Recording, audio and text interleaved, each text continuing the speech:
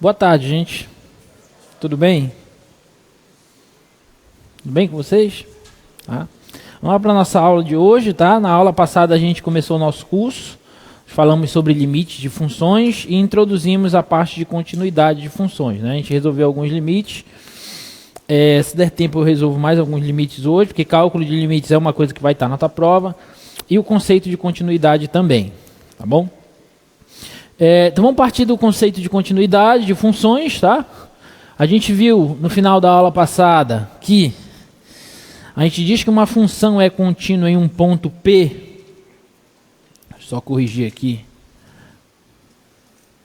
Em um ponto P pertencente ao domínio da função f, se o limite da função quando x tende ao ponto é igual à imagem da função no ponto.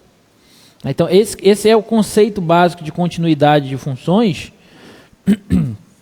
que nós vimos, né? E aí a gente pode relembrar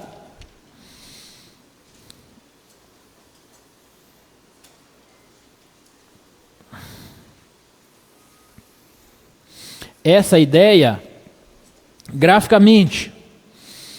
Vamos supor que você tem gráfico de uma função como esse aqui, ó. Uma função f, onde no ponto P ela assume um certo valor aqui, f de P. E aí, se eu perguntar para você quanto que é, vou colocar um valor m aqui. Se eu perguntar para você quanto é a imagem do ponto P pela função f, você vai me dizer que é m. Tudo bem? M é a imagem do ponto P pela função f. Agora, se eu perguntar para você quanto que é o limite da função f quando x tende ao ponto, aí esse limite é L. Porque quando eu me aproximo do ponto pela direita e pela esquerda do ponto, os valores da função estão se aproximando de L, como nós vimos. Então, observem. A imagem do ponto é M e o limite da função é L.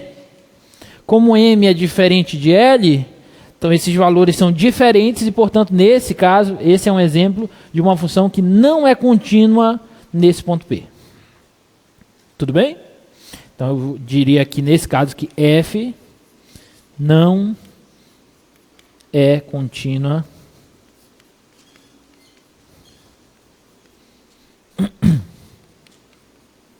em x igual a P. Lembrando que para a gente discutir continuidade de funções, nós precisamos discutir essa continuidade, essa ideia, esse conceito, em pontos do domínio da função. Se o ponto não estiver no domínio da função, eu não digo nem que a função é contínua nem descontínua, porque o ponto não está no domínio dela. Por exemplo, se aqui essa função não estivesse definida no ponto P, se fosse só isso aqui, ó. Se esse fosse o gráfico da função, faz sentido perguntar se a função é contínua ou descontínua no ponto P? Não. Por quê? Porque ponto P não está no domínio dela. O limite existe e é L, mas não tem imagem da função no ponto P. Então, eu não digo nem que ela é contínua nem descontínua no ponto. Tudo bem? Ok? Então tem que ter cuidado com essa ideia. Só discutimos continuidade de funções em pontos pertencentes ao domínio dessas funções. Tá bom? Alguma dúvida, gente, até aí?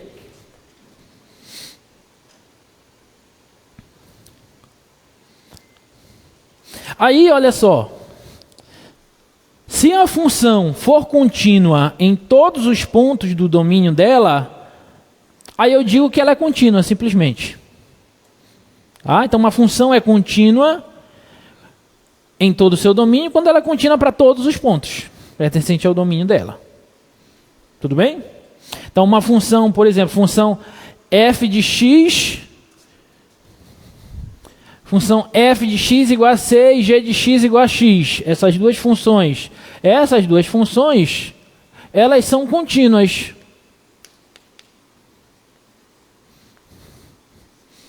elas são contínuas porque, se eu olhar para os gráficos dessas funções, a gente percebe isso claramente.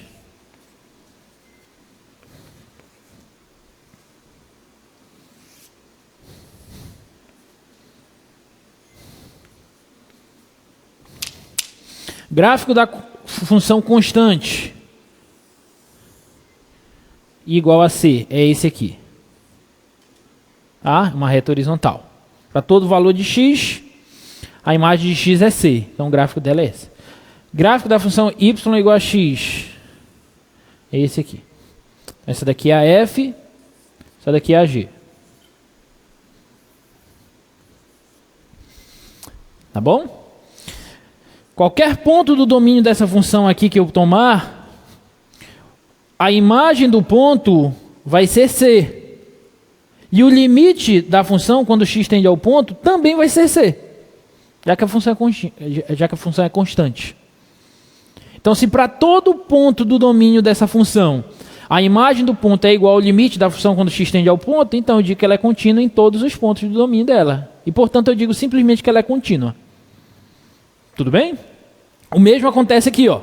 Qualquer ponto P que eu tomar no domínio dessa função, a imagem vai ser esse valor, que eu vou chamar de f de P, que vai ser o próprio P, já que a função é g de x igual a x, então aqui vai ser o próprio P.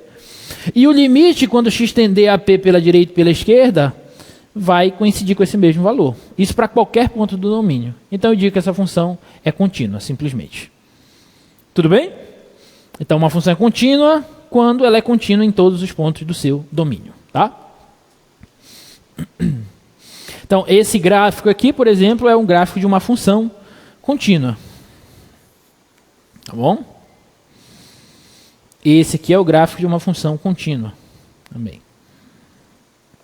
Desculpa, uma função descontínua, tá? Ali em x igual a 1.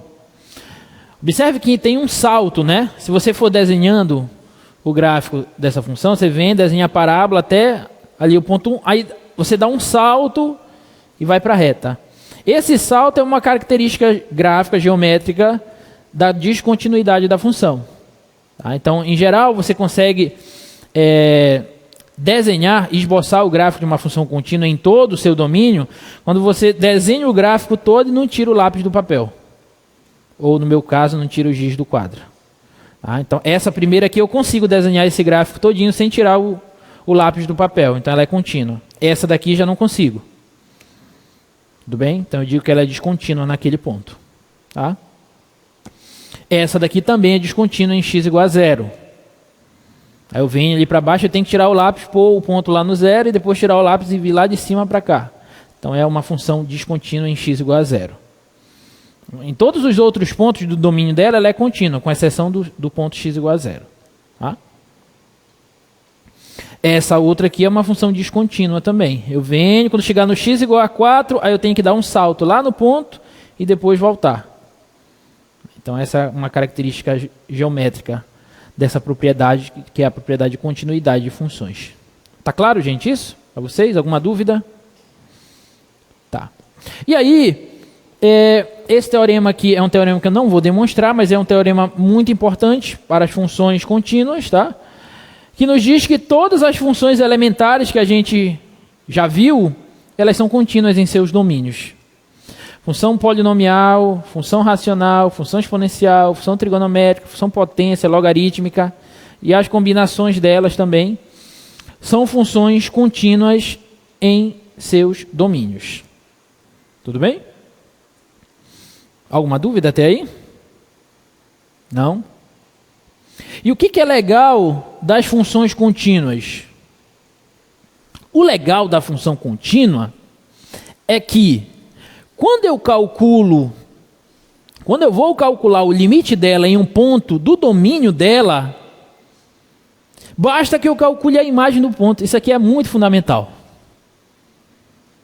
Isso aqui não é um conceito trivial. Isso aqui é um conceito muito importante. Quando você vai calcular o limite de uma função, quando x tende a um ponto do domínio dessa função, aí basta calcular a imagem. É como se você simplesmente pegasse o ponto e substituísse na função.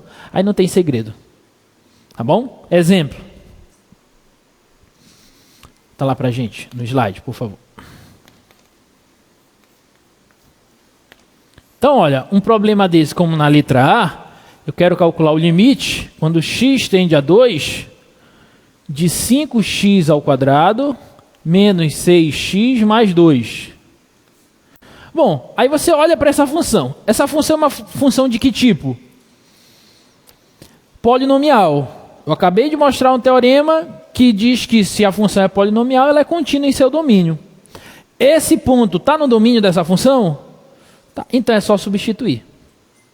Então isso aqui, esse limite eu calculo simplesmente substituindo. 5 vezes 2 ao quadrado, menos 6 vezes 2, mais 2.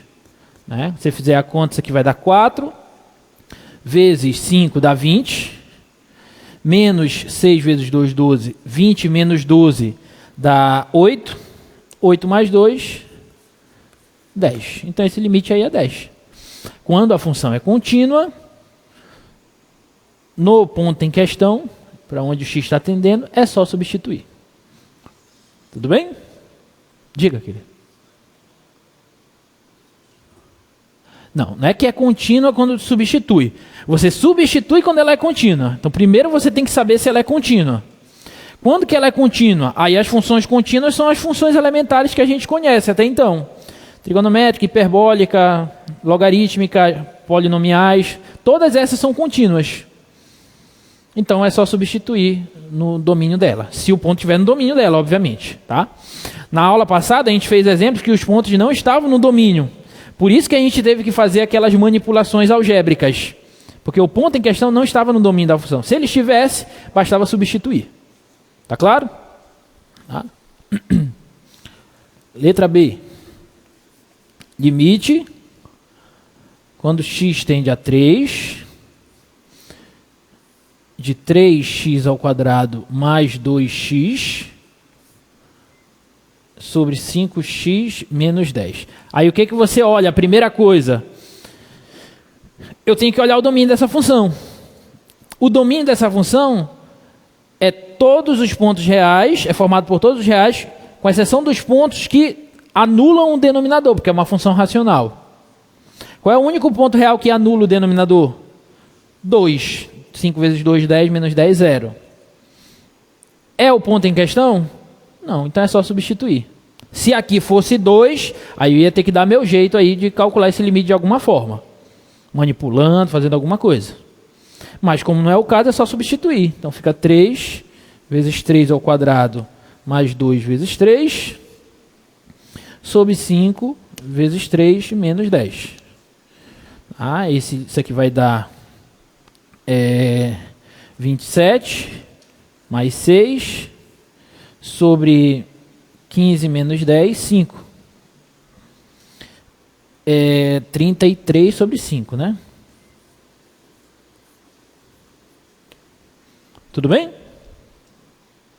Alguma dúvida? Então, todos esses limites aí, pessoal, que estão aparecendo para vocês nesse exemplo, é só substituir direto. A letra C ali dá quanto? Qual é o resultado do limite na letra C de casa? É E. Se substitui o menos 1 no lugar do x, já que e elevado a x é uma exponencial, é contínua em seu domínio, menos 1 está no domínio dela, que é todos os reais. Então é só substituir. Fica e elevado a menos o menos 1. Menos o menos 1 dá mais 1, então fica e elevado a 1, que é e. Tá claro? Para todos? Alguém não entendeu? Eu posso escrever. Tá? Então tá claro, né? Essa daqui, limite do seno de x quando x tende a 0. Seno de x, qual é o domínio da função seno? Todos os reais, então aqui é só substituir. Seno de 0 é quanto? 0, então esse limite aqui é 0. Pronto. Tá bom? Letra E. Limite do cosseno de x quando x tende a 4π. Cosseno de x, domínio são todos os reais, é só substituir o 4π no lugar do cosseno. Quanto é o cosseno de 4π? Cosseno de 4π é quando você dá 2 voltas no ciclo. Ele é um arco que a gente chama de arco côngruo ao arco de 2π, ao arco de 360 graus. Você está aqui no zero. Aí você dá uma volta, você chega no 2π. Você dá outra volta, você chega no 4π. Então o seno e o cosseno do 2π é igual ao seno e o cosseno do 4π. São arcos côngruos. Quanto é o cosseno de 2π? 1. Então quanto é o cosseno de 4π? É 1 também. Ok? Tudo bem? Então o valor daquele limite lá é 1. Tudo bem? Letra F. Limite do log natural de x quando x tende a 25. Qual é o domínio da função log natural mesmo?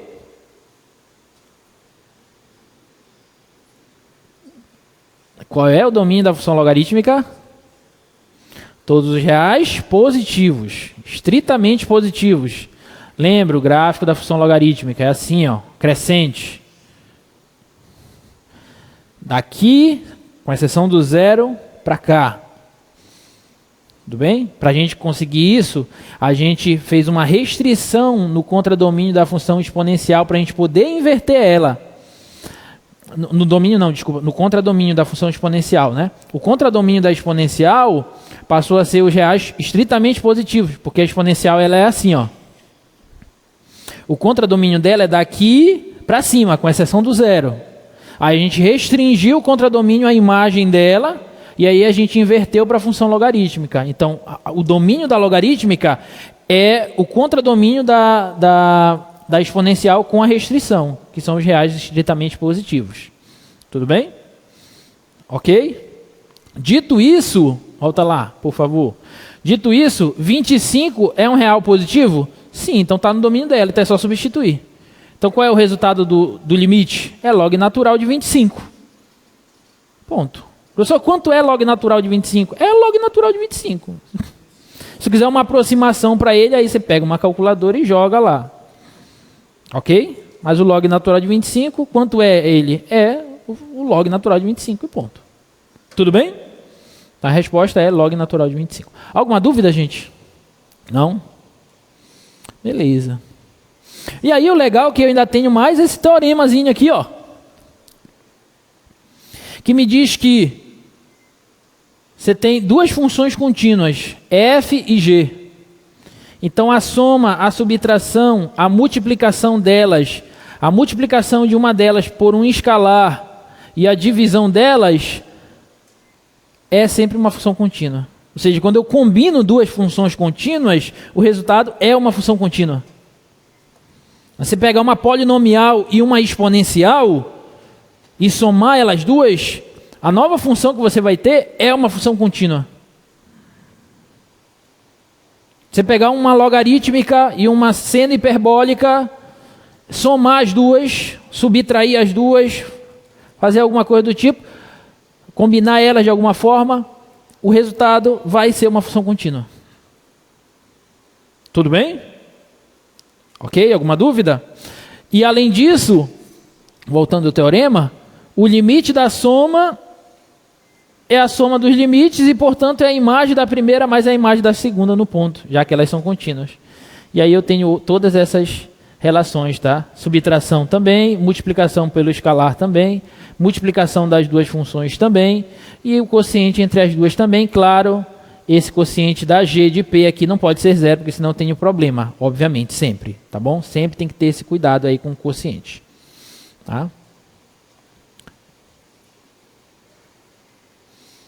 E aí você pode resolver todos esses limites. Vou deixar isso aí, eu não vou resolver esses limites, vou deixar para vocês tentarem resolver, porque isso aí é simplesmente substituir e calcular a imagem do ponto pela função. Tá bom? Hoje a gente tem coisas mais coisas para falar. Hoje eu quero falar sobre limite lateral e limite da composta. E resolver mais alguns limites se der tempo. Tá bom? Deixa só eles tirarem uma foto aí, alguma coisa do tipo.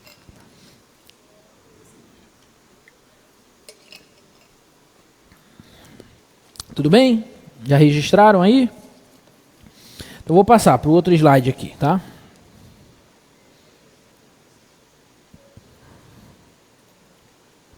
Então, essa parte era a parte final da nossa aula passada, tá? Só para completar.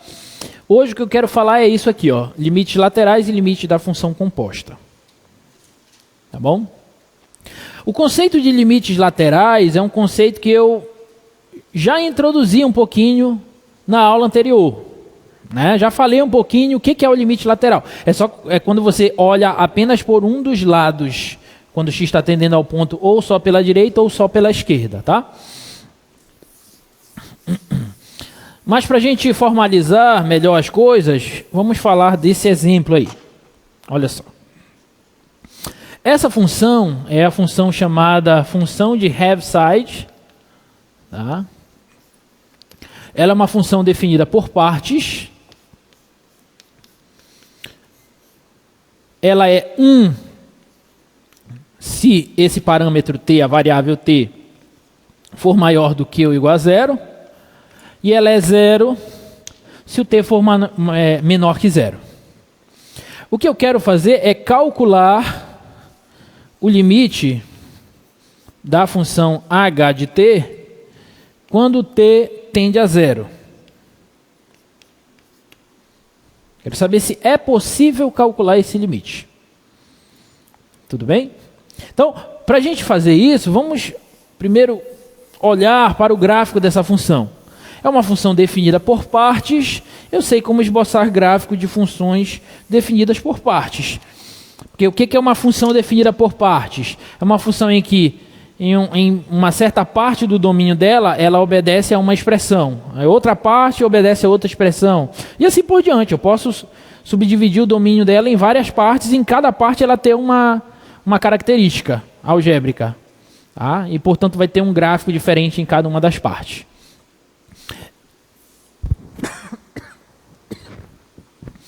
No caso dessa função,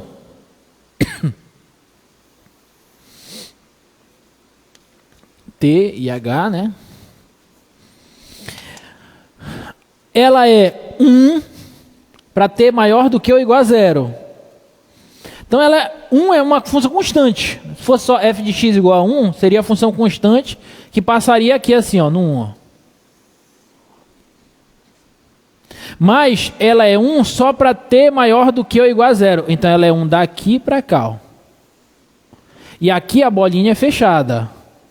Porque aqui ele diz t maior do que ou igual. Então, bem aqui é 1. Tudo bem até aí? E ela é 0 quando t é estritamente menor que 0. Qual que é a reta horizontal?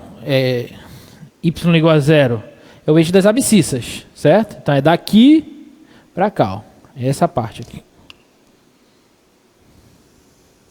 Todo o eixo das abscissas. Porém, bem aqui no 0, a bolinha é aberta.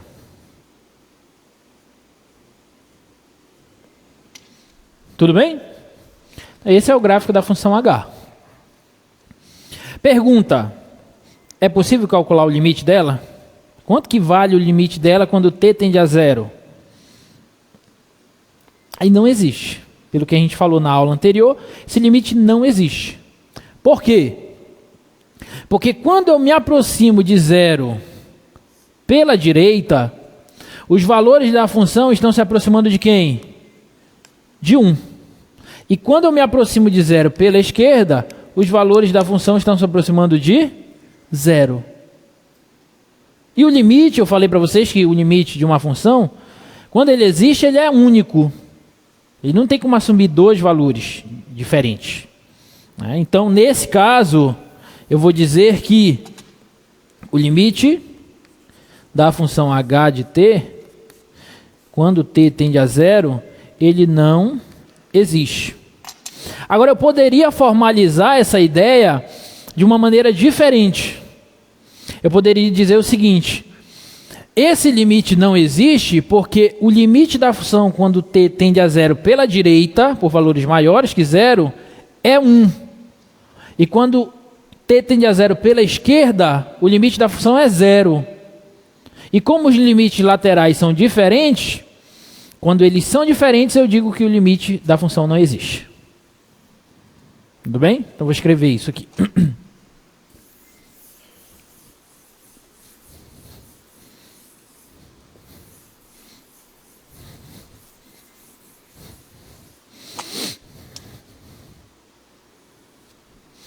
Então, ó, observem que o limite da função h de t, quando t tende a zero, aí eu vou colocar um maisinho aqui, ó, em cima do zero, para indicar que o t, ou no caso x, está tendendo a zero por valores maiores que zero.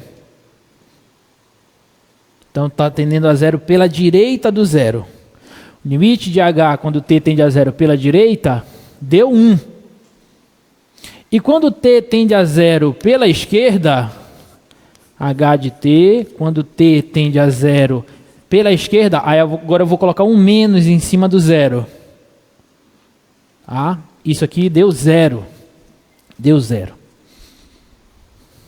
E esses limites, que eu vou chamar de limites laterais, tá? Isso aqui vai ser o limite lateral à direita, e esse vai ser o limite lateral à esquerda. O mais é a direita, maior, menos é a esquerda, menor, tá? Esses limites laterais foram diferentes. E quando os limites laterais são diferentes, aí o limite da função não existe. Tudo bem? Alguma dúvida? E aí eu tenho um teoremazinho, ó. Essa ideia me dá esse teorema.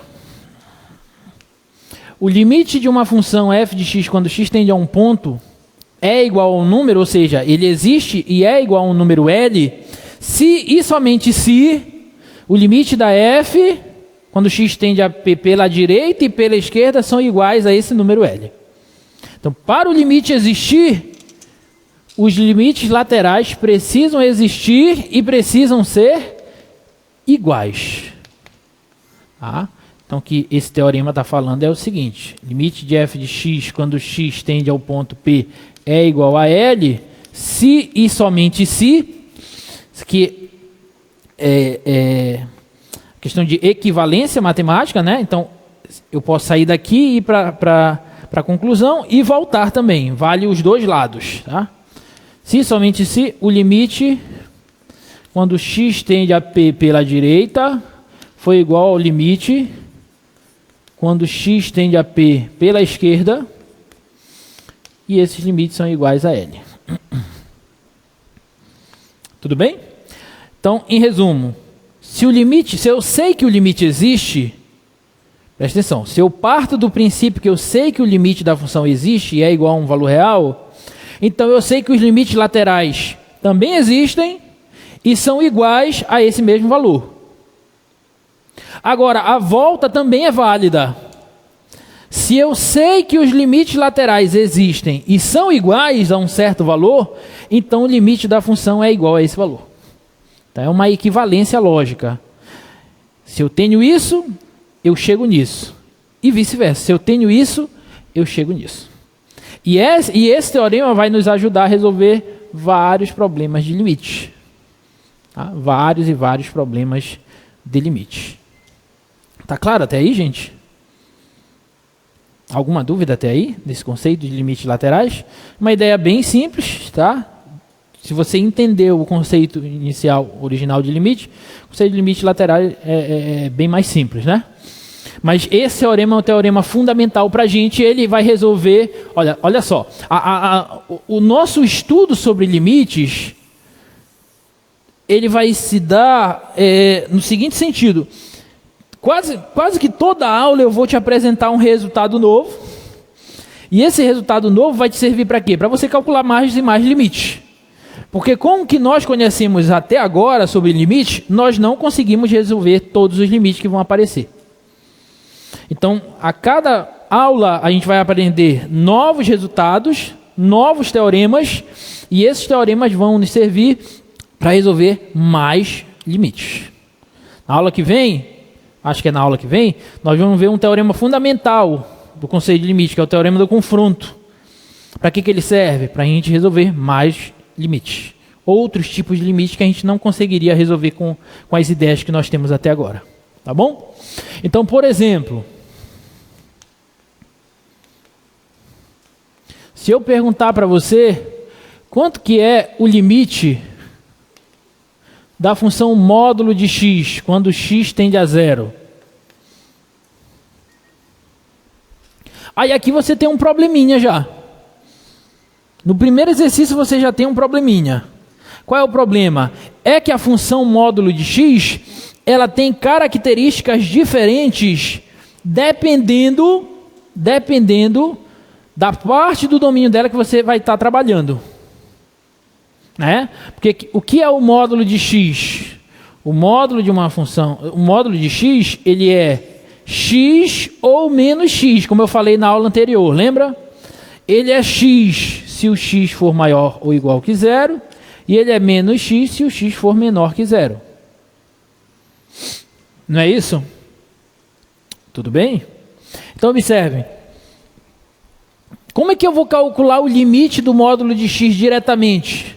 Não tenho como calcular diretamente. Por quê? Porque estudar limite de uma função é estudar o limite pela direita e pela esquerda do ponto. Bom, mas eu sei que pela direita do zero, a função x se comporta dessa forma. E pela esquerda ela se comporta desse outro modo. Então o que eu faço? Eu vou calcular agora os limites laterais dessa função. E aí eu vou ver. Se os limites laterais forem iguais, aí eu concluo que o limite da função é igual aos limites laterais. E se eles forem diferentes? Aí o limite não existe. Tá claro? Alguma dúvida? Tá. Então o que eu vou fazer? Eu vou calcular o limite da função módulo de x quando x tende a zero pela direita, e vou calcular o limite da função módulo de x quando x tende a zero pela esquerda. Belezinha? Então, quando x tende a zero pela direita, pela direita do zero eu estou indo por valores positivos. E como eu estou indo por valores positivos, a minha função módulo ela é x. Então, no lugar do módulo de x, eu posso pôr x. Sim ou não? Tudo bem? Bom, essa aqui eu sei. Qual é o limite da função x quando x tende a zero pela direita? Não é só substituir? Essa não é contínua? Não é só substituir, como a gente já viu? Não é só substituir. Isso aqui vai dar zero. Belezinha? Agora, pela esquerda. Bom, pela esquerda, a função módulo de x, ela é menos x, porque pela esquerda do zero eu estou indo por valores negativos. Então, pela esquerda do zero, a módulo de x é menos x. Então, aqui eu vou substituir módulo de x por menos x. Tudo bem? Bom, menos x é uma função contínua? É. Esse ponto está no domínio dela? Tá, então é só substituir. Então, vai ficar menos zero, que é o mesmo que zero. Tudo bem? Pergunta, os limites laterais existiram? Sim. São iguais? Sim. Então o limite da função é o resultado dos limites laterais. Tá? Então eu vou escrever assim, vou justificar assim, ó, como o limite à direita da função módulo de x foi igual ao limite à esquerda do zero da função módulo de x, e esses limites foram iguais a zero, então o limite da função módulo de x, quando x tende a zero, pela direita e pela esquerda, é zero. Tudo bem? Então, acabei de mostrar que a função módulo de x, o limite dela quando x tende a zero, é zero. Isso você poderia também ter percebido graficamente. Graficamente, como que é a função módulo? Vou fazer aqui em cima.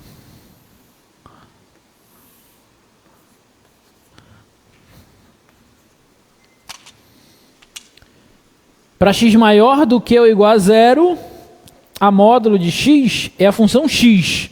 Então, daqui do zero para cá, o gráfico dela é assim. É a reta, é a bissetriz aqui desse quadrante. E para x menor que zero, a módulo de x é menos x. Então, ela é essa bissetriz aqui, ó. E observe que aqui no zero para cá é fechado, só que para cá ele é aberto, mas fechado com aberto continua fechado. Então aqui Esse é o gráfico da função. Aí observe, você tende a zero pela direita, os valores da função estão indo para zero. Você tende a zero pela esquerda, os valores da função estão indo para zero. Então o limite é zero. Tudo bem? Alguma dúvida? Não? Beleza, tá? Então é isso, essa é a ideia da utilização dos limites laterais. Eles vão nos ajudar também a calcular novos limites, limites de novas funções, tá?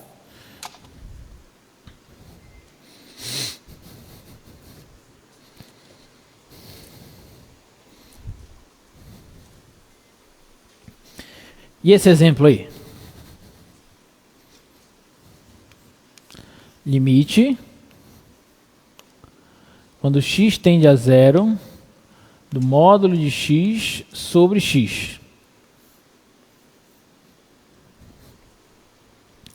De novo, eu tenho um problema, né? Qual é o problema? É que quando eu venho pela direita do zero, minha função tem um jeito. Quando eu venho pela esquerda, ela tem outro jeito, a módulo que eu estou falando. Então eu vou estudar os limites laterais. Tá? Então, quanto que é isso? Bom, vamos começar pela direita. Limite do módulo de x sobre x, quando x tende a zero pela direita. Quando x tende a zero pela direita, valores maiores que zero, a módulo de x é quem? Módulo de x é quem? X. Tá lá. Tá, valores maiores que zero, a módulo de x é x. Tá bom? Então vou substituir. Então isso aqui vai ficar igual ao limite, quando x tende a zero pela direita, de x sobre x. Beleza? Mas x sobre x é quanto? É 1. Então isso aqui é o limite da constante 1 quando x tende a zero pela direita. Mas qual é o limite da constante? A própria constante. Então isso aqui dá 1. Então o limite dessa função pela direita do zero é 1. Belezinha? E pela esquerda, professor? Vamos ver. Limite na módulo de x sobre x, quando x tende a zero pela esquerda. Isso vai ser o limite quando x tende a zero pela esquerda. Bom, pela esquerda, valores negativos, a módulo de x é menos x. Então aqui vai ficar menos x sobre x. Tá bom? Mas x sobre x é 1. Com esse menos fica menos 1. Então esse aqui vai ser o limite, quando x tende a zero pela esquerda, de menos 1, que dá menos 1. Na constante é a própria constante. Tudo bem? Os limites laterais existem? Sim. São iguais? Não. Então o limite da função não existe. Tudo bem? Aí você justifica. Como o limite da módulo de x sobre x, quando x tende a zero pela direita, é diferente do limite da módulo de x sobre x, quando x tende a zero pela esquerda, então o limite da função módulo de x sobre x, quando x tende a zero pela direita e pela esquerda, não existe. Tudo bem? Então, diga, querido. Dá, mas aí eu estou usando aquela ideia que a gente viu na aula passada. Qual era a ideia? Quando a gente substitui, não pode nesse caso, porque o denominador, o domínio dessa função não está, o zero não pertence ao domínio dessa função. Mas o que a gente fez? A gente procurou uma outra função que fosse equivalente a ela, com exceção do zero. E aí nesse caso, qual é a outra função que é equivalente a essa, com exceção do zero? É 1. Porque aí, para x diferente de zero, eu posso cancelar o x com x que dá 1. Dividir um por outro que dá 1. Então essas duas são equivalentes, com exceção do ponto zero. Tudo bem? É boa pergunta, tá? A mesma coisa aqui, ó. Mesma coisa aqui, tá? Excelente pergunta.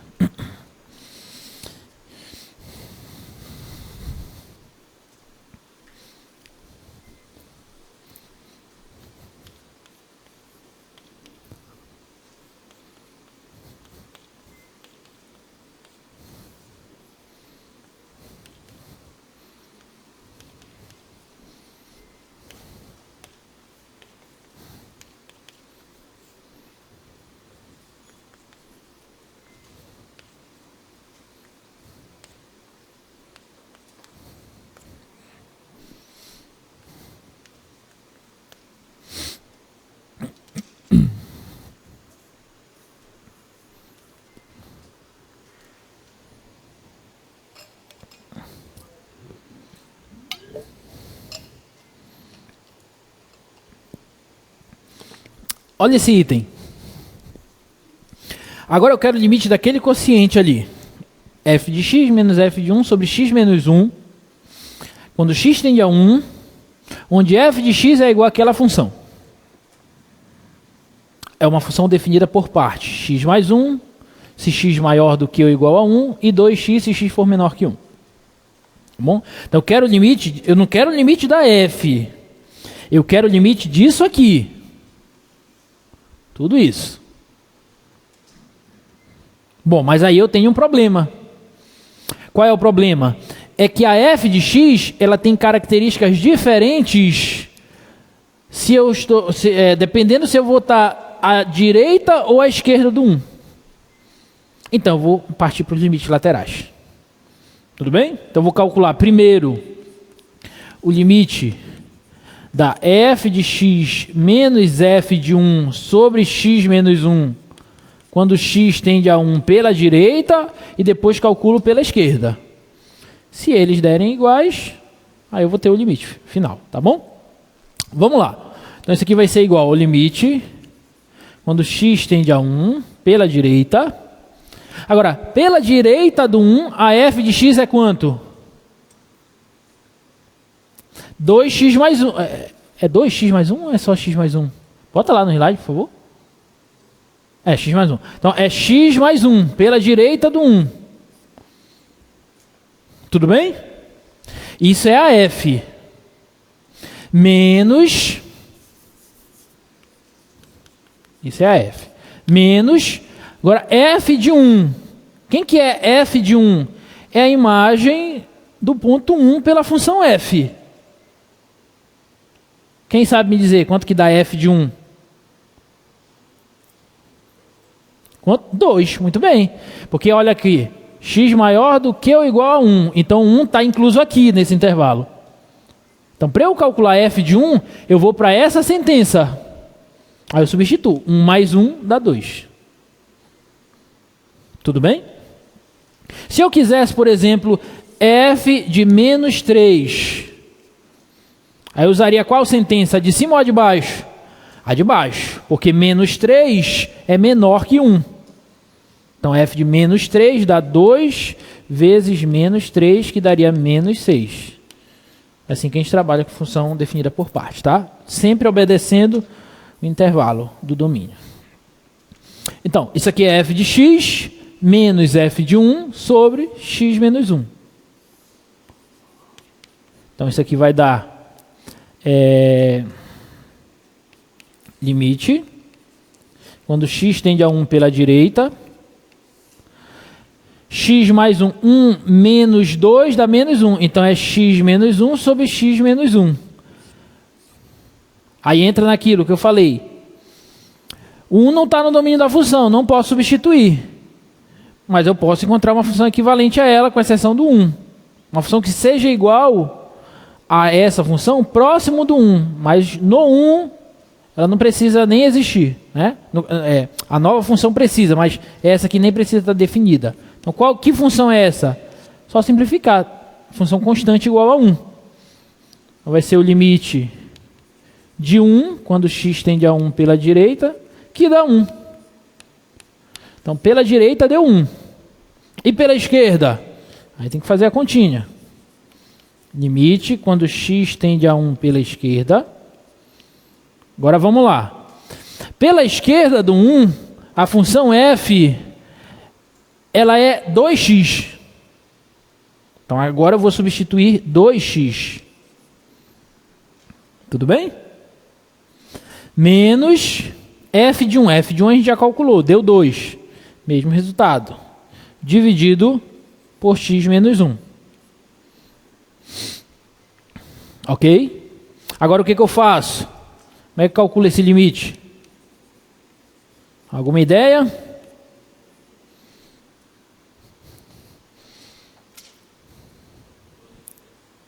Põe o 2 em evidência, né? Põe o 2 em evidência, aqui vai ficar x menos 1 sobre x menos 1. Põe o 2 em evidência, fica x menos 1, porque 2 vezes x dá 2x. 2 vezes menos 1 dá menos 2, sobre x menos 1. Cancela, sobrou a constante igual a 2. Como os limites laterais são diferentes, então o limite que eu queria não existe. Tá bom? Então, limite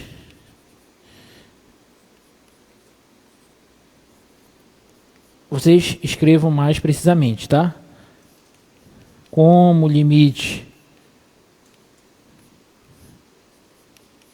pela esquerda é diferente do limite pela direita,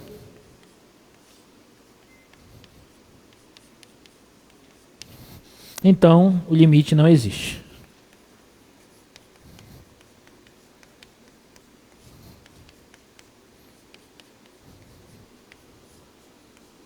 Não existe.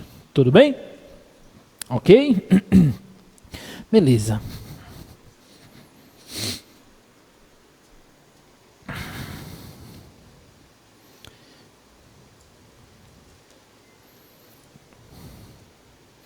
Vou fazer mais essa aqui.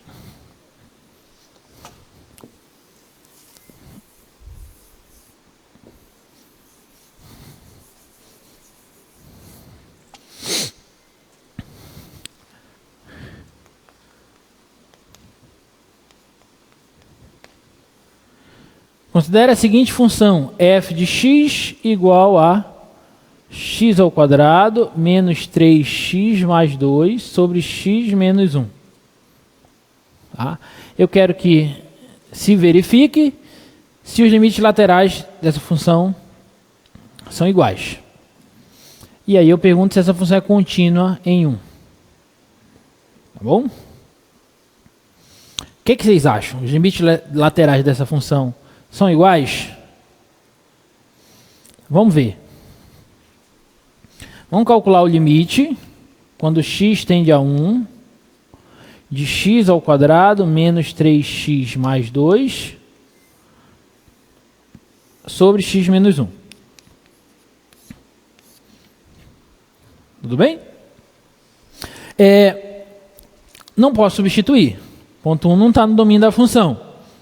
O que eu faço? Fatora. Muito bem. Vou fatorar esse polinômio. Tá bom? Para eu fatorar esse polinômio, eu preciso do quê? Das raízes. Quais são as raízes desse polinômio? A soma tem que dar 3, produto tem que dar 2. 2 e 1. Tudo bem? Raízes são 2 e 1. Então isso aqui vai ser limite, quando x tende a 1, de x menos 1 vezes x menos 2, sobre x menos 1. Todo mundo entendeu essa passagem daqui para cá, gente? Não? Perfeito. Vou repetir, vou explicar aqui. Observação. Quando você tem um polinômio quadrático e você sabe que as raízes desse polinômio são R1 e R2, você pode reescrever esse polinômio na seguinte forma fatorada: x menos uma raiz vezes x menos a outra raiz vezes a constante inicial, termo inicial. Esse é o método da fatoração. O que eu fiz aqui foi, de cabeça, encontrar as raízes desse polinômio. Mas você poderia ter feito o seguinte: x ao quadrado menos 3x mais 2 igual a 0. Aí você poderia ter calculado o discriminante, que dá b ao quadrado menos 4ac, que dá 9 menos 8, que dá 1. E depois você calculava as raízes pela fórmula. Que dá menos b é menos 3, mais ou menos a raiz de 1 sobre 2 vezes 1, que é o a. Então x vai ser 3 mais 1 sobre 2, que dá 4 sobre 2, que dá 2. Ou x vai ser 3 menos 1 sobre 2, que dá 2 sobre 2, que dá 1. Então o que eu fiz foi isso. Só que eu fiz por soma e produto, que é mais rápido nesse caso. Soma e produto não funciona, quer dizer, funciona sempre, mas não é sempre que a gente consegue fazer por soma e produto, porque dependendo, se eu botar uma raiz racional, já fica bem difícil fazer por soma e produto, tá? Então, como eu sei que as raízes são 2 e 1, então eu posso escrever dessa forma, fatorada. X menos uma raiz, e aí ficou x menos 1, vezes x menos a outra raiz, e aí ficou x menos 2. E como o coeficiente a é 1, então aqui na frente seria 1, não preciso pôr. Ficou claro? Tá bom? Bom, voltando. Aí eu posso cortar. Então esse limite vai ser o limite quando x tende a 1 de x menos 2, que dá 1 menos 2, que é só substituir, que dá menos 1. Pergunta: os limites laterais dessa função são iguais, sim ou não? Sim. Por quê? Porque o limite da função existiu. Se o limite da função existiu, significa que os limites laterais existem e são iguais. Aquela equivalência lógica que eu falei para vocês, e da esquerda para a direita e da direita para a esquerda, é o que eu fiz agora. Eu estou usando a ida. Antes eu estava usando a volta. Antes o que eu estava fazendo? Eu estava primeiro tentando encontrar os limites laterais para ver se o limite da função existia. E aí teve caso que eu consegui, teve caso que não. Ok. Agora eu fiz o caminho contrário. Eu calculei o limite da função e como o limite da função existiu, então eu concluo que os limites laterais também existem e são iguais. Tudo bem? Beleza? Segunda pergunta. Essa função é contínua em x igual a 1? Aí a resposta é nem sim nem não. Por quê? Porque 1 não está no domínio da função. E eu falei para vocês que a gente só discute continuidade de funções em pontos que pertencem ao domínio dela. Então, o que você responderia? O ponto x igual a 1 não está no domínio da função. Então, a gente não fala sobre continuidade. Tudo bem? Você não diz nem que sim, nem que não. Você se abstém. Beleza? Ficou claro, gente? Alguma dúvida? Não?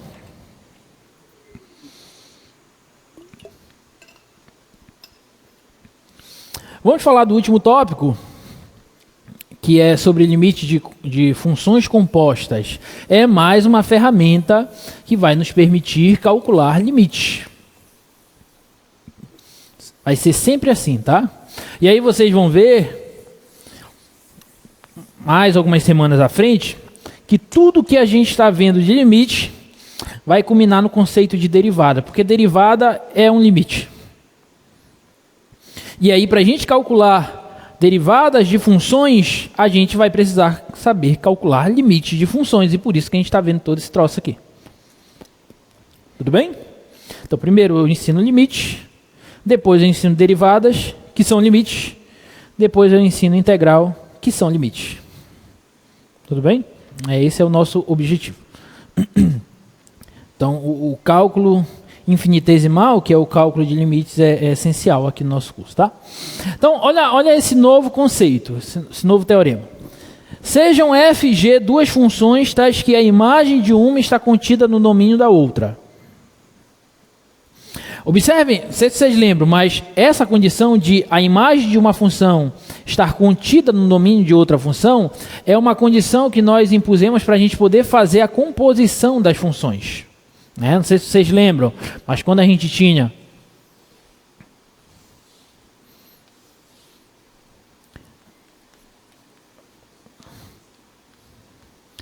uma função f, uma função g, aí a f pega um x e leva em um f de x, e a g pega esse f de x e leva na g de f de x. Por isso que a imagem da função f, ela tem que estar dentro do domínio da g, para eu poder fazer a composição. Tá? Aí, com essas condições, eu faço isso aqui, ó. É a g bola f. A composta da g com a f. Tudo bem? Tá bom? Então, voltando. Se a imagem da função f está contida no domínio da g, e além disso, preste atenção agora, o limite da f de x, quando x tende a um ponto, é b, e a g é contínua nesse b. Então eu posso fazer isso aqui, ó. O limite da composta, eu posso meio que jogar o limite para dentro da função g. Esse teorema é poderoso, tá? O limite da g da f de x, quando x tende ao ponto, ele é igual a g do limite da f de x quando x tende ao ponto. Então é literalmente pegar o limite e jogar para dentro da função g. Mas quando que eu posso fazer isso? Primeiro, se o limite dessa f for igual a um certo número real, um certo número b, e a g for contínua na b. Se esse limite existir e for igual a um certo número, e a função g for contínua nesse número, aí eu posso fazer essa tramitação. Eu posso pegar o limite e jogar para dentro da função g. Tá bom? Na prática, vai ficar assim, olha, presta atenção. Como é que eu calculo o limite do cosseno de 1 menos a raiz quadrada de x sobre 1 menos x quando x tende a 1? Bom, não faço ideia. Cosseno desse troço daí dentro do argumento do cosseno, não sei como é. Mas eu posso tentar pegar esse limite, aí eu posso interpretar isso aqui como uma composição de funções. Quais funções? A cosseno de x e a 1 menos raiz de x sobre 1 menos x. Eu estou compondo essas duas funções. Estou pegando essa e jogando dentro dessa. Então o que é que eu vou fazer? Eu vou pegar esse limite e vou jogar para dentro do cosseno. E aí eu vou calcular o cosseno do limite quando x tende a 1 de 1 menos raiz de x sobre 1 menos x. Tá claro? O que eu vou fazer? Vou pegar o limite, vou jogar para dentro do cosseno. Eu vou tentar calcular o cosseno do limite dessa função que está dentro, que está fazendo a composição com ele. E aí eu vou torcer.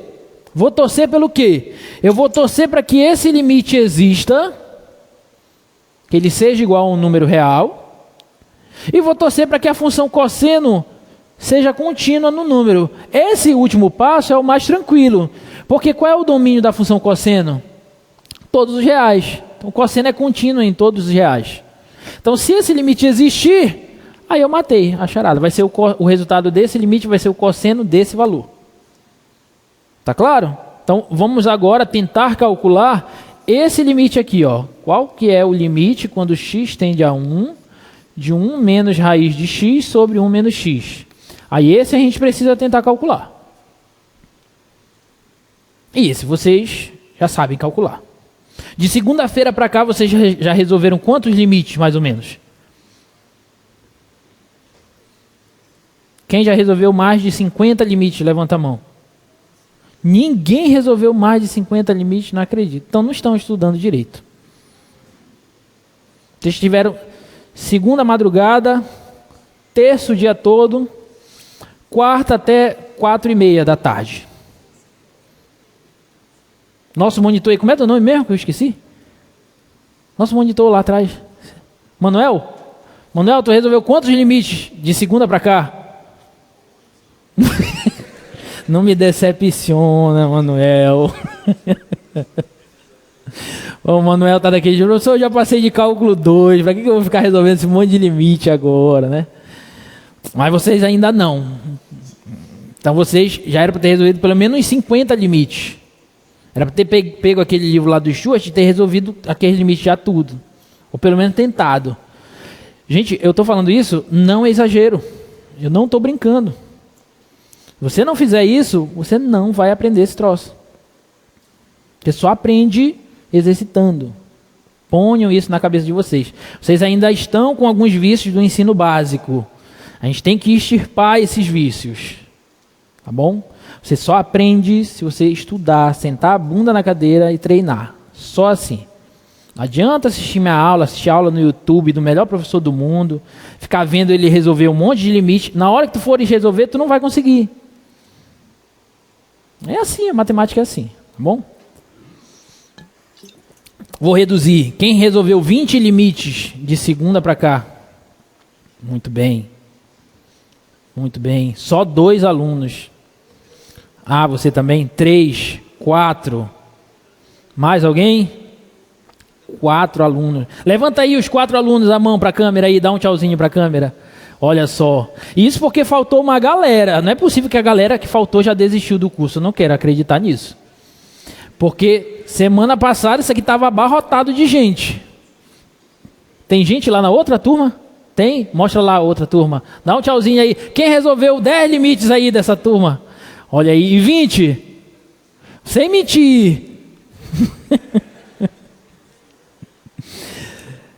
Tá, então vamos estudar, gente. Para isso tem os monitores aí, tem tudo para vocês tentarem resolver, tá? Então voltando aqui, como é que a gente calcula esse limite? Limite, quando x tende a 1. Aqui, eu posso tentar fazer aquilo, né? Escrever como raiz de 1 ao quadrado menos raiz de x ao quadrado. Lembra que a gente fez na aula anterior? Mas eu posso também fazer assim, ó. 1 menos raiz de x, vou fazer diferente, que é um modo equivalente, na verdade. 1 menos x vezes, aí eu vou multiplicar isso aqui por essa expressão, trocando o sinal. Tudo bem? Então, 1 mais raiz de x e 1 mais raiz de x. Quando eu multiplico por um quociente com o mesmo numerador e denominador, eu não estou alterando em nada, a priori. Concorda comigo? Porque é como se eu estivesse multiplicando por 1. Multiplicar por 1 é manter a mesma expressão. Tá bom? Mas por que eu faço isso? Porque agora eu posso fazer o seguinte, ó, limite, quando x tende a 1, aí eu tenho um produto da soma pela diferença de dois termos. Eu já sei quanto dá isso, né? A mais b vezes a menos b dá quanto? A ao quadrado menos b ao quadrado. Não é assim? Tá? Então isso aqui, ó, vai ser 1 ao quadrado menos raiz de x ao quadrado. Sobre o produto desses dois. 1 menos x vezes 1 mais raiz de x. Então isso aqui vai dar o quê? Limite, quando x tende a 1... de 1 ao quadrado é 1, raiz de x ao quadrado, cancela a raiz com o quadrado, dá x, sobre 1 menos x, vezes 1 mais raiz de x. Tudo bem? E agora, olha só. Tá bom? Então ficou limite, quando x tende a 1, cancelei, ficou 1 no numerador, tá? Não vai colocar 1 mais raiz de x, que aí está errado. Uma raiz de x está no denominador. Tá? Então é 1 sobre 1 mais raiz de x. Aí essa aqui eu posso só substituir. Então fica 1 sobre 1 mais raiz de 1, que é 1 sobre 1 mais 1, que é 1 sobre 2, meio. Então esse limite aqui é meio. O limite aqui de dentro é meio. Se o limite aqui de dentro existiu, foi um número real, ok, então o resultado desse limite aqui vai ser quanto? Cosseno desse número. Então aqui, o resultado vai ser, vou apagar bem aqui, ó, completar bem aqui. Vou colocar isso aqui como uma OBS. Tá?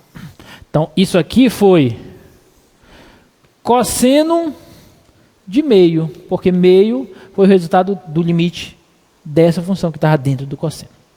E aí sempre que nós tivermos função composta, você pode tentar fazer isso. Às vezes isso não vai ser tão imediato, mas você pode tentar fazer isso, tá?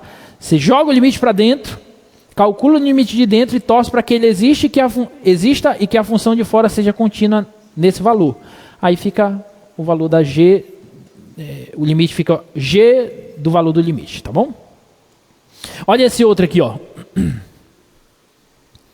Qual é o limite da raiz quadrada de x ao quadrado menos 1 sobre x menos 1? Se você entendeu o exemplo anterior, você já sabe o que você vai fazer aí. Limite, quando x tende a 1, da raiz quadrada de x ao quadrado menos 1 sobre x menos 1. O que você vai fazer aí? Você consegue identificar isso como uma composição de funções? Sim ou não? Sim, né? Quais são as funções? Raiz de x e essa função aqui, x² menos 1 sobre x menos 1. Então o que eu vou fazer? Eu vou pegar o limite e vou jogar para dentro da raiz. Então vai ficar raiz quadrada do limite de x² menos 1 sobre x menos 1, quando x tende a 1. Aí eu vou calcular esse limite agora separado. E vou torcer para que ele exista. Se ele existir, o resultado desse limite vai ser raiz quadrada do valor que eu encontrar. Por quê? Porque a função raiz quadrada, ela é uma função contínua em seu domínio. Eu só tenho que torcer que esse número seja maior que zero, maior do que ou igual a zero. Se for menor que zero, aí ele está fora do domínio da função, então não tem cabimento. Tá bom? Então vamos calcular. Limite x² menos 1 sobre x menos 1, quando x tende a 1. Esse aqui todo mundo sabe já calcular, sim ou não? Esse aqui é o quadrado, é a diferença de quadrados. Então como é que eu faço? Limite, quando x tende a 1, de x mais 1 vezes x menos 1 sobre x menos 1. Não é assim? Diferença de quadrados é a mais b vezes a menos b. Belezinha? Cancelou. Então ficou substituindo 1 mais 1, que dá 2. Olha só que bacana. Se deu 2, então o resultado desse limite aqui vai ser raiz de 2. Ok? Portanto, o limite da raiz x² menos 1 sobre x menos 1 quando x tende a 1 é igual a raiz de 2. Pronto. Belezinha? Tá bom?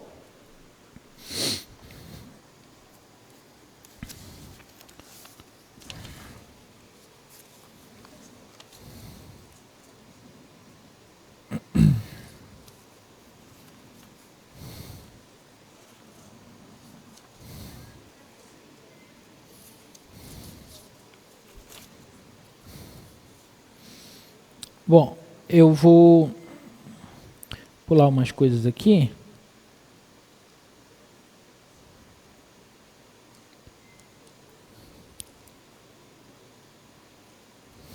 Deixa eu fazer esse exemplo aqui.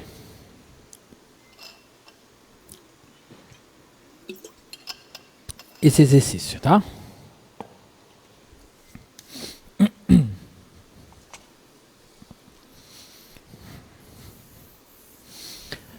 Quanto que vale esse limite aí?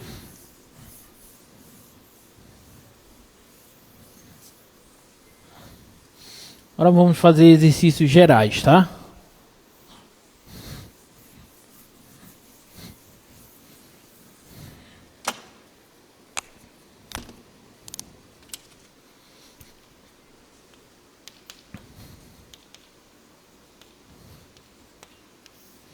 Quanto que vale o limite quando x tende a 2 de x ao cubo menos 6x ao quadrado mais 11x menos 6 dividido pelo módulo de x menos 2. Bom, aqui teve módulo, tu toma cuidado.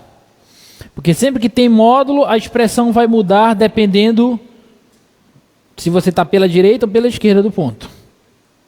Tudo bem? Então, primeira coisa.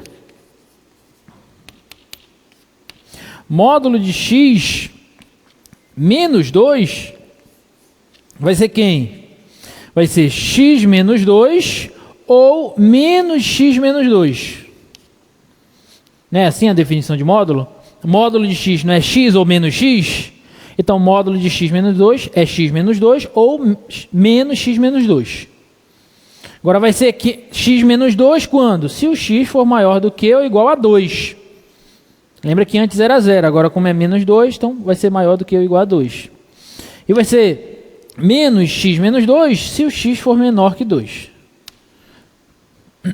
Tudo bem até aí? Alguma dúvida? Beleza. Então, para calcular esse limite, eu preciso estudar os limites laterais. Tá? Então, vamos começar pelo primeiro limite lateral. Limite lateral à direita do 2. De x ao cubo, menos 6x ao quadrado, mais 11x, menos 6, sobre... Pela direita do 2... módulo de x menos 2 é x mais 2. Então, aqui eu vou colocar x mais 2. Desculpa, x menos 2. Tá bom? E agora? Como é que eu resolvo esse limite? Não dá para substituir. 2 não está no domínio dessa função. Então, o que eu faço? Fatora em cima. Só que para fatorar esse polinômio, que é um polinômio de grau 3... o que você vai fazer?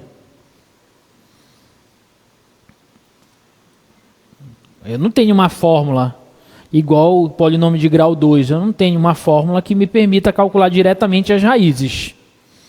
Então, tem algumas opções. Você pode tentar verificar as raízes por inspeção, tentativa e erro. Ah, se x for 0, será que é raiz? Se x for 1, é raiz. Se x for 2, é raiz. Segunda opção, você pode tentar encontrar uma raiz e depois você usar Brillouin ou divisão de polinômios. Vocês já estudaram divisão de polinômios? Estudaram Brillouin? Acho que muita gente não, né? Vou relembrar, tá bom? Vou usar essa segunda ideia, porque você ficar calculando tentativa e erro de todas as raízes vai dar muito trabalho. Tá? Agora, uma coisa, não sei se vocês já perceberam. Geralmente, quando eu estou calculando o limite, eu consigo cortar um cara de baixo com um cara de cima. Já perceberam isso? Esse fato de aqui ser x menos 2 me dá uma possível dica, uma possível ideia de que uma das raízes desse polinômio é quem? 2. Porque se 2 for uma das raízes desse polinômio, aí eu vou conseguir escrever ele assim, ó, como x menos 2, aquilo que eu falei, isso aqui, ó, que eu falei, ó. Isso aqui que eu falei serve para o polinômio de grau 2, mas para um polinômio de qualquer grau. Sempre x menos uma raiz, x menos outra raiz, x menos outra raiz, e assim por diante. Tudo bem? Então, se o 2 for uma raiz desse polinômio, então eu posso reescrever esse polinômio como x menos 2 vezes algum outro polinômio, que eu ainda não sei quem é. Tá claro? Aí ficaria bonito, porque aí eu dividiria isso por x menos 2, cancelaria e calcularia o limite só desse polinômio. Tá claro a nossa ideia? Então o que eu vou testar é se 2 é raiz desse polinômio. Será que ele é raiz? Aí para testar, então vou perguntar aqui, ó. Vou chamar isso aqui de, esse polinômio aqui de P, de x. Tá? Pergunta, x igual a 2 é raiz de P de x?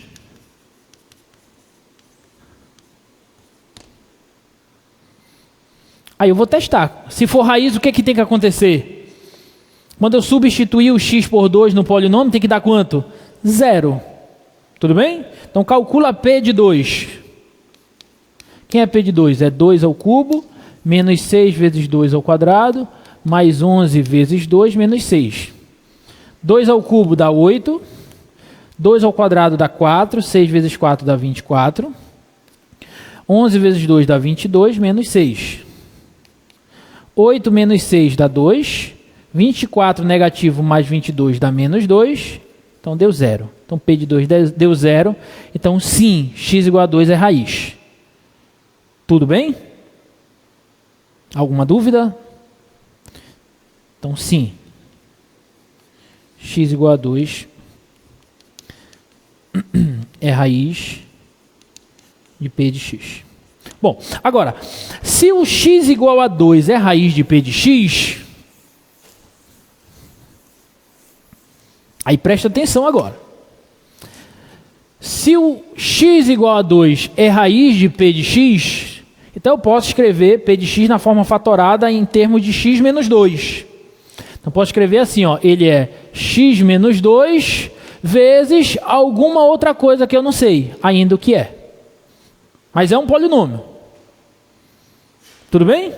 Eu vou chamar esse polinômio de q de x, por exemplo. O meu objetivo é encontrar esse polinômio. Tá claro para todo mundo até aí? Por que eu quero encontrar esse polinômio? Porque aí eu posso reescrever o p de x como x menos 2 vezes ele, aí eu cancelo o x menos 2 com esse, eu vou calcular o limite desse polinômio. É isso que eu quero. Beleza? Como é que eu faço para encontrar esse q de x? Aí tem duas formas. Vou te mostrar as duas. Tá? Vamos revisar polinômios. Eu posso pegar o p de x e dividir mesmo por x menos 2. Isso vai me dar o q de x. E aí eu vou fazer uma divisão de polinômios. Tá? Como é que a gente vai fazer isso? A gente vai fazer assim, ó.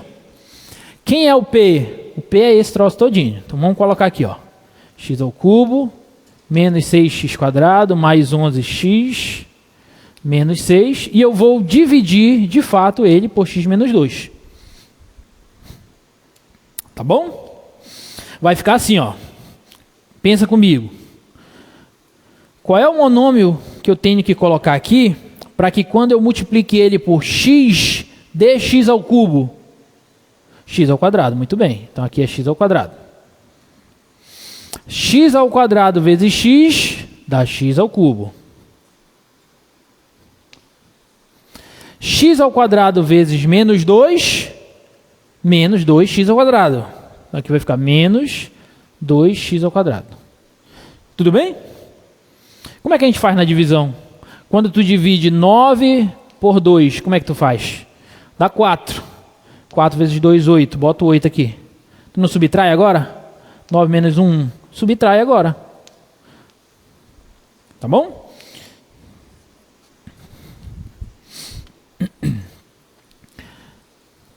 Cancela.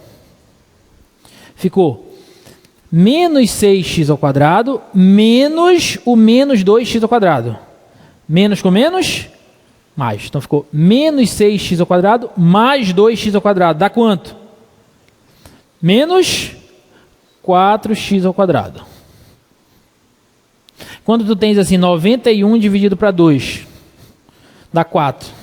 Dá 8, sobra 1. O que tu faz agora? Na baixa? Não, abaixo. O 11x. Mais 11x. Tudo bem? Vou eliminar esse agora. Qual é o monômio que eu tenho que colocar aqui para que quando eu multiplique por x, dê menos 4x ao quadrado? Menos 4x. Menos 4x vezes x dá menos 4x ao quadrado. Menos 4x vezes menos 2 dá mais, menos com menos mais, 8x. Mais 8x. Subtrai. Quando subtrair, esse vai embora com esse. Ficou 11x menos 8x. Dá quanto? 3x. O que eu faço agora? Abaixo menos 6. Tudo bem? Qual é o monômio que eu tenho que colocar aqui para que quando eu multiplique por x dê 3x? 3. 3 vezes x, 3x. 3 vezes menos 2, menos 6. Subtrai um pelo outro. Vai embora, vai embora, vai embora, vai embora. Dá 0. Opa, se deu o resto 0, tá lindo. Então, quem é o meu Q de x? É esse bebezinho aqui, ó.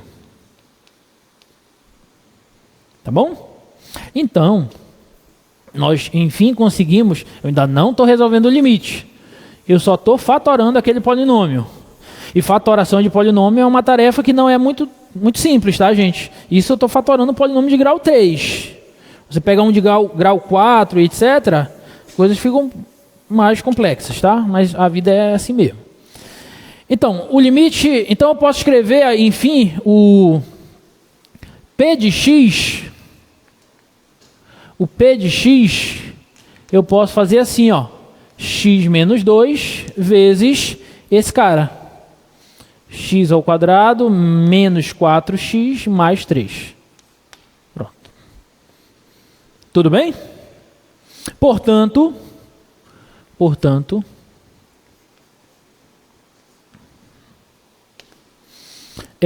vamos voltar para o limite agora. Limite, quando x tende a 2 pela direita,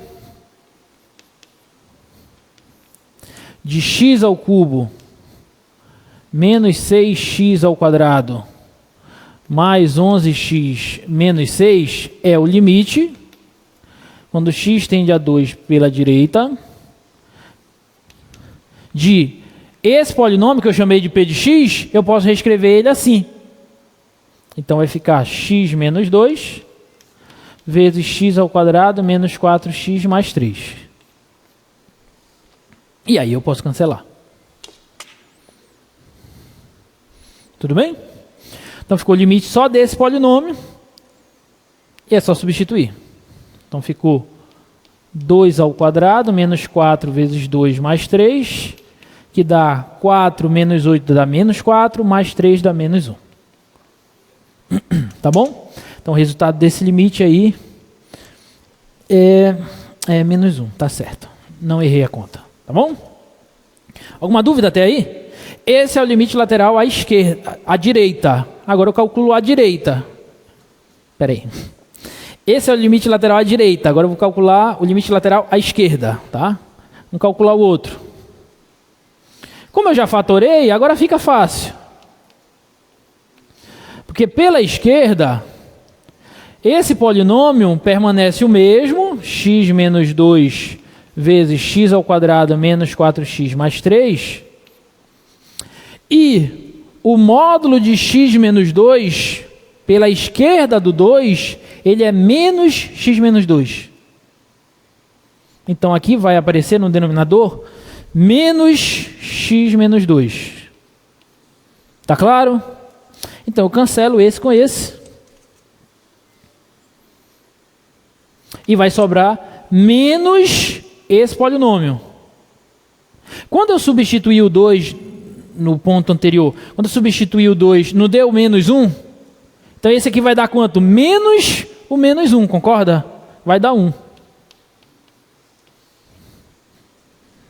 Ficou claro para todo mundo o que eu fiz? Tá? Limites laterais são iguais? Então o limite não existe. Tá bom? Aí você justifica como limite, quando x tende a 2 pela direita, deu diferente do limite quando x tende a 2 pela esquerda. Então, essas reticências é para vocês escreverem o polinômio. Estou com preguiça de escrever o polinômio. Tá? Então, o limite quando x tende a 2 do polinômio, do quociente, não existe. Pronto. Tudo bem? Bonito, né? Olha, uma outra forma de você encontrar essa fatoração aqui é a seguinte, presta atenção. Você já verificou, tu tens que encontrar uma raiz. Tu já verificou que x igual a 2 é uma raiz. Tudo bem? Vou colocar aqui, ó. O polinômio é esse. X ao cubo menos 6x ao quadrado mais 11x menos 6. O polinômio é esse. E a raiz é x igual a 2. Aí tu vais usar o seguinte método. Vai colocar uma linha aqui. Tu vais colocar uma outra linha aqui. Tu vais colocar essa raiz bem aqui. Tudo bem? Aí tu vais pegar os coeficientes desse polinômio e vai colocar aqui. Qual é o primeiro coeficiente? 1, coloca aqui. Segundo, coloca aqui. Terceiro, Quarto, tu não pode esquecer que, por exemplo, se aqui não tivesse esse 11x, tu colocaria só assim? Não, tu tens que colocar o coeficiente correspondente ao monômio de grau 1, que é o x, que nesse caso seria quanto? 0. Então tu terias que colocar aqui o 0 e aqui o menos 6. Tá claro? Tá bom? Tá, mas nesse caso não é 0, é 11. Então aqui eu vou colocar o 11 e aqui eu vou colocar o menos 6. Tudo bem até aí? Aí tu abaixas esse 1. Sempre tu abaixa primeiro. Aí tu vai fazer o seguinte, esse tu vai multiplicar por esse e o resultado tu vai somar com o próximo. 1 vezes 2. Respondam. 1 vezes 2? 2 menos 6. Menos 4. Então o próximo coeficiente é menos 4. 4 vezes 2. Desculpa. Menos 4 vezes 2. Menos 8. Menos 8 mais 11. 3. 3 vezes 2. 6. 6 menos 6. Quando dá 0, tu abre o sorriso. Então, esses coeficientes são os coeficientes do polinômio 1 grau a menos que esse aqui. Eu dividi por x menos 2. Então, se eu tenho x ao cubo e divido por um monômio de grau 1, o resultado vai ser um polinômio de grau 2. Se você tem um polinômio de grau 5 e divide por um monômio de grau 1, o resultado vai ser um polinômio de grau 4 e assim por diante. Tá bom? Então, esse vai ser o coeficiente do primeiro, x ao quadrado. Esse vai ser o coeficiente do segundo, x. E esse vai ser o termo independente, 3. Observe que é o mesmo aqui. Aí você fica à vontade de fazer como você quiser. Daquele jeito ou aqui. Esse método é o método do Brillouin. Foi um camarada que descobriu esse negócio aí. Tudo bem? Alguma dúvida? Então esse é um método, um dispositivo prático de Brillouin que a gente vê nos livros. Dispositivo prático de Brillouin. Né? Serve justamente para isso, para você dividir polinômios por monômio de grau 1, tá bom?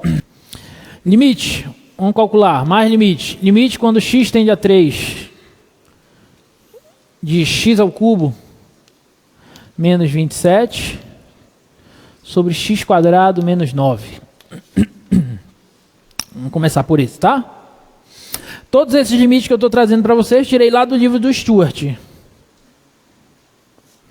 Então, quando eu perguntei para vocês quantos limites vocês resolveram, de segunda para cá, eu já resolvi alguns limites de segunda para cá. Não vou dizer quantos, mas eu já resolvi. Porque se eu não estudar, como é que eu vou dar aula para vocês? Vocês acham que está tudo aqui? Não, a vida não é assim. A gente estuda para dar aula, a gente se prepara para dar aula. Ainda mais aqui, que é tudo gravado. A pessoa fala besteira aqui, e de vez em quando eu falo. Eu me preparo e estudo, de vez em quando eu falo besteira. Vamos lá, vamos tentar fazer esse aqui, ó. Dá para substituir? Não. Tem que usar algum meio. Vamos tentar fatorar, né? Aqui embaixo já tem a dica. Aqui embaixo, limite, quando x tende a 3, aqui embaixo está x ao quadrado menos 3 ao quadrado. Concorda? Então embaixo está tranquilo, eu vou usar a diferença de quadrados. Agora em cima eu posso reescrever como x ao cubo menos 3 ao cubo. E aí eu uso diferença de cubos. Lembra que na aula passada eu falei, quando você tem a ao quadrado menos b ao quadrado, isso aqui é a mais b vezes a menos b. Quando você tem a ao cubo menos b ao cubo, isso aqui é a menos b vezes a ao quadrado mais A vezes B mais B ao quadrado. Produtos notáveis. Então vou usar os dois, tá?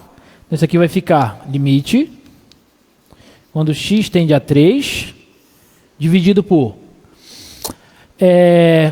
x ao cubo menos 3 ao cubo, vou usar esse. Então vou reescrever daquele jeito lá, ó. X menos 3 vezes x ao quadrado mais x vezes 3 mais 3 ao quadrado. Tudo tranquilo? E embaixo, x mais 3 vezes x menos 3. Pronto. Aí quando eu faço isso, ó, esse cancela com esse, e aí eu não vou ter mais problema em substituir. Então vai ficar 3 ao quadrado mais, estou substituindo agora o 3, tá bom? 3 ao quadrado mais 3 vezes 3, que dá 3 ao quadrado, mais 3 ao quadrado sobre 3 mais 3.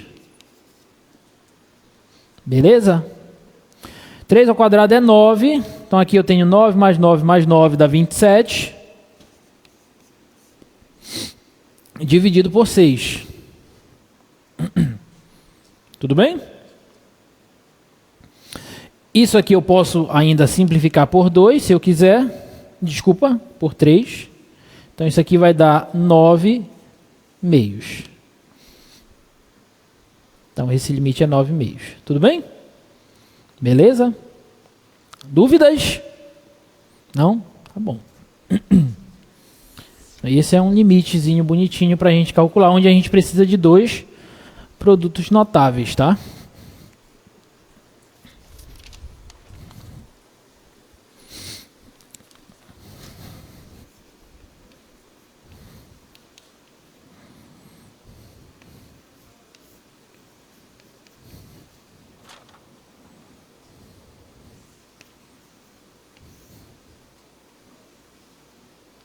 E esse aí?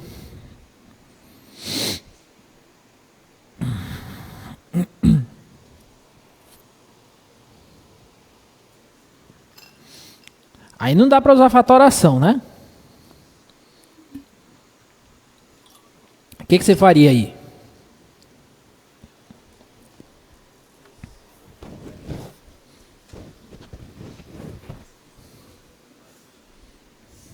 Oi? Fala, compartilha aí a ideia. Não, porque aqui você tem uma soma. Poderia se fosse um produto, por exemplo, né? Mas com a soma não dá. Tá? Boa. Vou multiplicar pelo conjugado desse cara de cima. Então vai ficar assim, ó. Raiz de 9 mais x mais 3... sobre raiz de 9 mais x mais 3. Multiplicar em cima e embaixo pela mesma expressão. Tudo bem? Então vai ficar assim, ó, limite, quando x tende a 0. Aí observem, se você considerar isso aqui como A, isso aqui como B, isso aqui continuando A e B, então você tem A mais B vezes A menos B, que é esse aqui. Que é A quadrado menos B quadrado. Tá bom? Então isso aqui vai ficar raiz de 9 mais x ao quadrado menos 3 ao quadrado sobre x vezes isso. Raiz de 9 mais x menos, mais 3. Beleza? E agora você pode cancelar essa raiz com esse quadrado, né? Então aqui dentro ficou 9 mais x. Então ficou limite, quando x tende a 0, de 9 mais x menos 3 ao quadrado, que dá 9, sobre x vezes raiz de 9 mais x mais 3. Tá claro? E agora, 9 menos 9 vai embora, fica só o x. Então isso vai ser igual.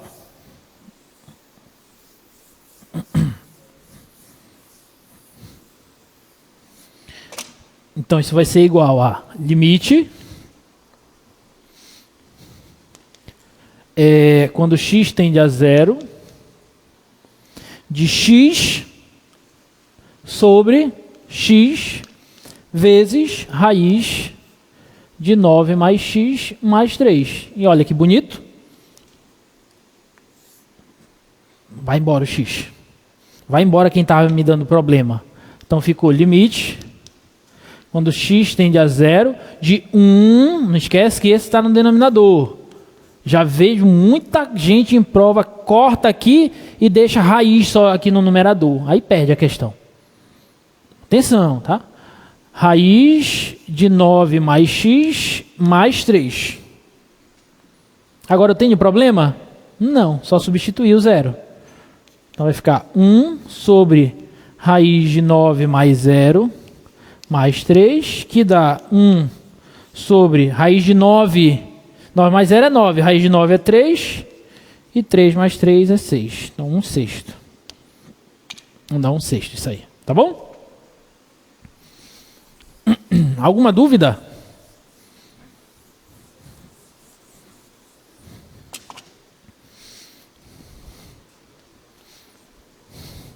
Ixi, foi embora o tempo, né? Não vai dar mais tempo, mas deixa eu só colocar os limites aqui para vocês brincarem lá, tá? X tende a menos 5, 2x ao quadrado mais 9x menos 5, sobre x quadrado menos 25, tá? Usar fatoração. Limite, quando x tende a 1, x mais 1 sobre x ao cubo mais 1. Aqui você... x tende a menos 1, desculpa. Aqui você pode tentar usar a fatoração a ao cubo mais b ao cubo. Tem uma fatoração para a ao cubo mais b ao cubo também. A mais b vezes a ao quadrado menos ab mais b quadrado. Tá bom? Aí você usa essa fatoração. E essa aqui que é a mais bonitinha, eu queria fazer, mas não dá tempo. X tende a 2 de raiz de 6 menos x menos 2 sobre raiz de 3 menos x menos 1. Dica: multiplique pelo conjugado desse de cima e pelo de baixo. Multiplica por 2 conjugados, que ela sai. Tá bom? Vê se vocês conseguem. Gente, alguma dúvida? Foi bom estar com vocês. Uma boa prova. Venham para a oficina, venham para a sessão de monitoria. E até segunda-feira, tá? Um abraço.